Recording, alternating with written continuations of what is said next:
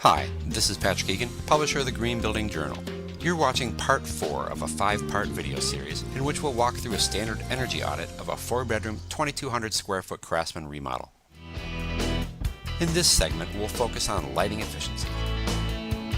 In other parts of this series, we'll cover the initial interview, checking for HVAC leaks using a duct blaster, general HVAC efficiency, and the smoke test using a blower door to check for structure air tightness. The lighting that we've got in the house and what kind of savings can we see by using a different type of lighting, and how much energy is it using, even what type of heat is it putting out, that's going to decrease our cooling as well too. Absolutely. All right. Well, two important points to begin. Mm-hmm. One, you guys have done a great job so far, already having a mostly CFL system, but just because you've done well doesn't mean there's not room for improvement, especially with LED technology that's really starting to hit the market and the bulbs prices are going down. So now might be the time to invest if you want to be, a leader, and soon enough it's going to be cost effective to get these things with paybacks under 2 years. Sure.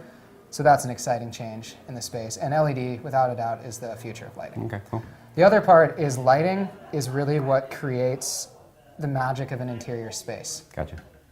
And you want to be very careful not to make a retrofit for energy savings that ends up making you unhappy where you live. Okay.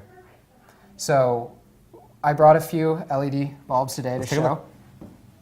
I've bought these all recently at Ace, other than this one, which was given to me at a trade show. Okay. This is a 6-watt bulb. It's designed to replace a 60-watt halogen, like would be in there, so Gotcha. 90% energy savings, and has a very nice color temperature, a nice warm light. This one is designed for vanities. Okay. It creates a spherical light, and it's designed to have a good color rendering index, so what you look like in the light is what you look like in reality. Gotcha. And then this one is designed to replace any sort of spotlight, or it's really good for exterior lights as well. This one's 10 watts, 8 watts, and then 6 watts again. Okay, great. And so in here right now, let's see, let me turn this on. These are 60-watt halogen or halogen or something like that. And this one's not turning on. Let's turn it off for 1 second. It's probably dead now. Yeah. So? Well, maybe we should replace that one. Maybe we should replace it. How perfect is that, right? Alrighty, cool. All right.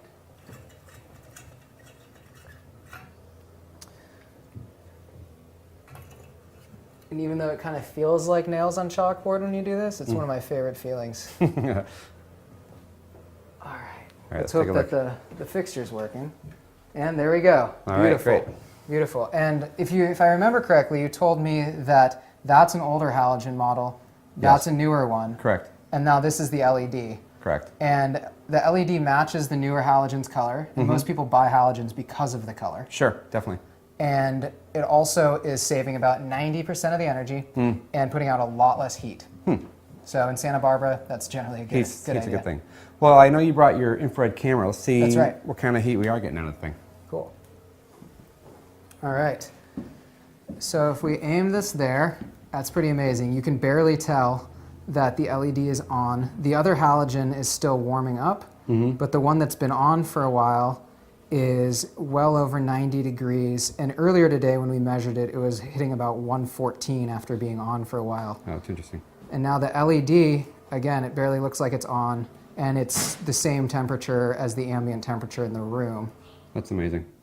And again, putting out great quality of light. And you say that one's 6 watts 6 watts versus the 60-watt halogen. versus 60 watts. And it's not heating up my room. Not heating up your room. I think we'll be replacing all 3 of those lights today. Let's hope so. Alrighty.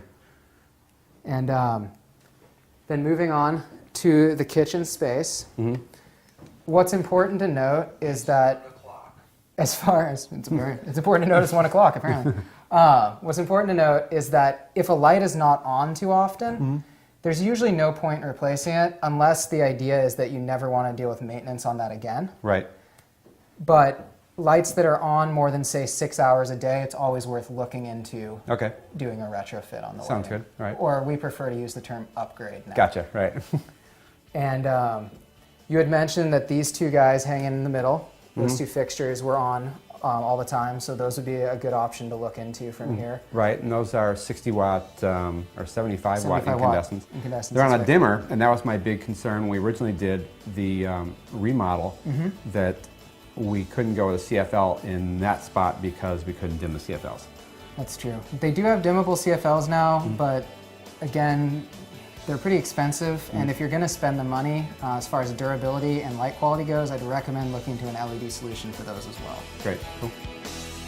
To view the rest of the videos in this series, just visit greenbuildingpro.com.